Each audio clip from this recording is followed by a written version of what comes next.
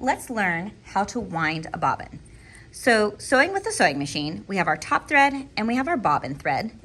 This thread you can purchase at the store, and though you can purchase bobbin thread, it's usually not the way that most people sew. We usually wind our own bobbins. So the first thing you need is an empty bobbin. It has to be completely empty. You cannot put bobbin thread on top of thread that's already on a bobbin because it will mess up the mechanics of the machine. So we need an empty bobbin thread and then whatever color you want to have the matching color for the top. So right now my machine is currently threaded to start sewing with. So all I need to do to get this ready for winding a bobbin is I'm just going to pull the spool of thread off, wind it back around the spool so that it's not in all of these paths down here. Put my spool of thread back on, or you can change colors, whatever you want to do.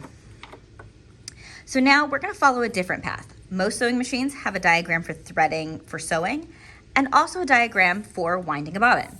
So this dashed line here is the diagram for these Janome machines for how we wind a bobbin. So it's really simple. We're going to take the thread, if I can grab it. We're going to come over here to this knob, which is a tension plate, and we're going to go underneath it like that. So this little knob right here is a tension plate, and it's actually got a ring around it that slides up and down like this. And you can see when I stuck my fingernail underneath that circle, it actually loosened the thread because it kind of slipped out.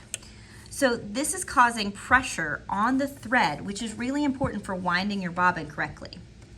So you want to go underneath that tension disc, and you'll be able to tell the difference because when you pull on the thread, you'll feel a little bit of resistance. If you don't feel any resistance at all, or you can see the loop around on this side, then you've not caught the tension disc correctly. So make sure you've caught the tension disc correctly before you move on to getting the thread prepped onto the bobbin. So following our diagram, the thread goes around the tension disc into the bobbin and then just points this direction. So the arrow is pointing at this piece right here. This is the bobbin winder. It spins around. It also gets pushed from side to side. This is really important. So right now you want the bobbin winder in the leftmost position. And our bobbin, once we get the thread on, is just gonna sit on top of it like that. But before we put the bobbin on, I wanna take a look at this bobbin right here. So we've got a really big hole in the middle, which is what sits on the bobbin winder. But on each of the top plates, there's a little tiny hole on the top and the bottom. This is really helpful for winding. This is a trick that I like to use because what we're gonna do is we're gonna take the end of our thread and go from underneath up through this hole. Just like that. Now, doing this trick, that means you don't have to remember which way you have to wrap the thread around the center of the bobbin. It's gonna wrap on its own correctly.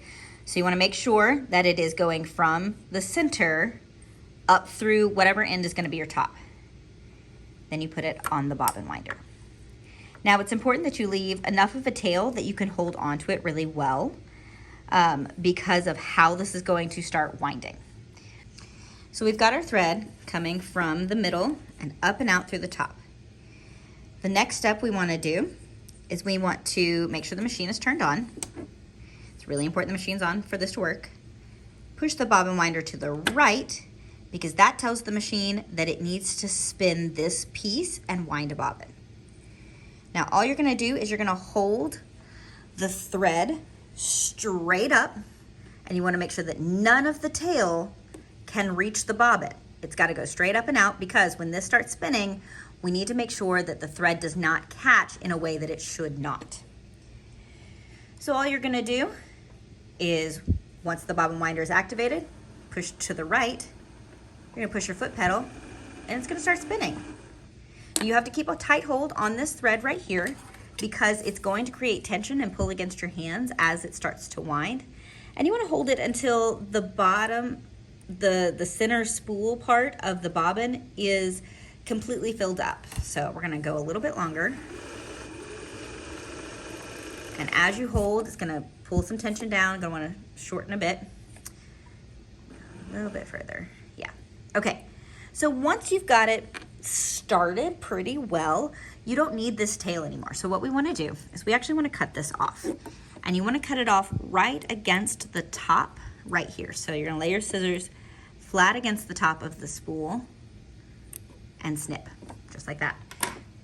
And then you keep filling up the bobbin until it is the amount that you feel like you need.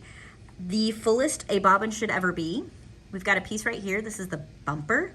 You don't want to fill it so full that it's touching this bumper. If it touches this bumper, then definitely stop. That is a completely full bobbin. If you go any further than that, then the machine's gonna get mad at you. So we're just gonna push the foot pedal and it's just gonna fill up just like that. Most of the time, the machines are pretty good about filling up evenly. See how the thread's going up and down? But if it ever, you're winding a bobbin and it looks like the top part is filling up more than the bottom part, you can always, with your finger, just kind of control what's being filled up a bit. So that's plenty full. Now we need to remove this bobbin now that it is full. And you want to basically just do the steps backwards. You're gonna push the bobbin winder to the left to deactivate it. It is currently attached to the big spool of thread.